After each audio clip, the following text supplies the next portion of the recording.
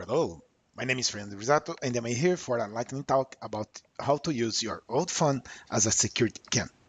So the idea is to create a project that allows you to send video from a smartphone or a old tablet that you have, or maybe even a computer with a cam, if you have, to creating a kind of surveillance system. So we have in this project group two applications, client application and then a server application. Let's start by understanding first the client application.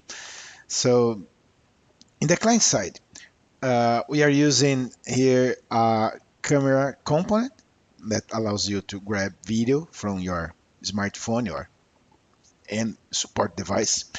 And we have also a HTTP server. So the idea is to get the string from the video from your CAN and send this string using a HTTP server. So your smartphone or your device, you'll be acting like a small web server sending the video out. And on the other side, on the server side, we are going to use a HTTP client to do a get on this address on the device IP address in a specific port, grabbing this video and showing this video in a kind of cockpit where you can add any number of webcams simultaneously. So let's understand a little bit the code here. We have a start button and a start stream button. So start button, the start video button, you just activate the camera component, very easy, and change the label from the button so you can see if you are with the video activated or not. The start stream, you activate the HTTP server and also set the port that you have configured and also change the label from the text from the button. And then we have some code here that is important to understand. So the camera component has an event here on sample buffer read. This event it will be triggered every time you have image available to be available from your cam. So I'm using here a query from the main thread to run this get image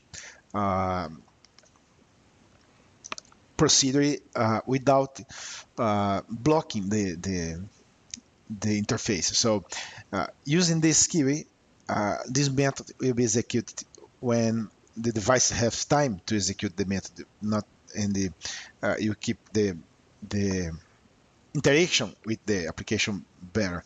So in the get image, basically we are using a method from the camera component sample buffer to bitmap and writing the image to a T image that is on the screen. So as you can see here, we have here a T image, and in this T image we receive the image from the camera component. So this is the basic for using a camera component. Then we have the HTTP server. So when the HTTP server is started, he will be listening in a port, and when a get command arrives, so you have a request for the HTTP server, and you are going to answer this request on the get event. So we are here creating a memory string, and then using this class, it's a basic class based on the TID sync. TID sync is a class from Indy that helps you to create. It's basically a class derived from a thread that helps you to interact with visual components doing procedure calls, but synchronized. So you to avoid any kind of access violations, things like that. So using a class basic class here derived from the TID sync. We are doing a get image. So get image, that is here. It's basically grabbing the in the synchronize, grabbing the image from the image that is on the screen and saving to a string. So this string here will be sent when we have a string here available. This string will be sent on each get command to response from our HTTP server. So 200 is the OK response. The content type is an image bitmap, and we are sending the string as a response info from the HTTP server. So the client side is sending the image through this port using the HTTP server. So on the server side, basically we have here a frame just to simplify the design of the application. So this frame is here address and a start button, also an image called here image monitor, and I have a data module where I put HTTP client. So each camera you are going to activate has your own set of components. And in the main form, I mean, of course, you can do things here more dynamically. You can add any number of viewers, but here I'm working with 4 viewers, and basically there's no code on this. Main form is just adjust here the frames added to this form using a grid panel layout. Okay, so on the frame we have some code, and this code is basically creating the data model. We are going to have one instance of the data model for each frame, and starting the video when you click the button, starting video stream, and or stop the video stream. So let's understand the start video stream method. The start video stream is inside the data model, and basically we have a task, and this task is creating a memory string and running the executing the get from the HTTP client to the address we passed as a parameter. And when we have a response content available, where the response content has some data, we are here again using a synchronize, because you can't touch the visual components directly, and you're writing this string, loading this string to the bitmap on this cockpit application on this panel. So basically this is the server side application. We are going to test this now. So I'm running the server application on Mac.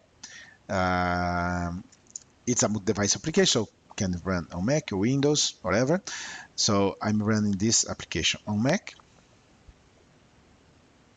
as you can see here, and I have here 2 devices running the application. On this side Android 6, and on this side an iOS 10.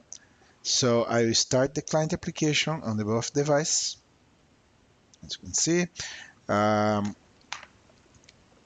each device has a distinct IP address. So the iPad is running on this IP address, and the Android device is running on this IP address. I will start by the Android device. Let's share, start the video, grabbing here the video, and start the stream. On our server-side application, I try to capture this. So as you can see, I'm capturing the camera from my device. I do the same from the iPad. Start stream, and I start here. So as you can see, I'm moving the two devices, and you have in real time the image transmit to the cockpit or the surveillance application. Okay, so that's it.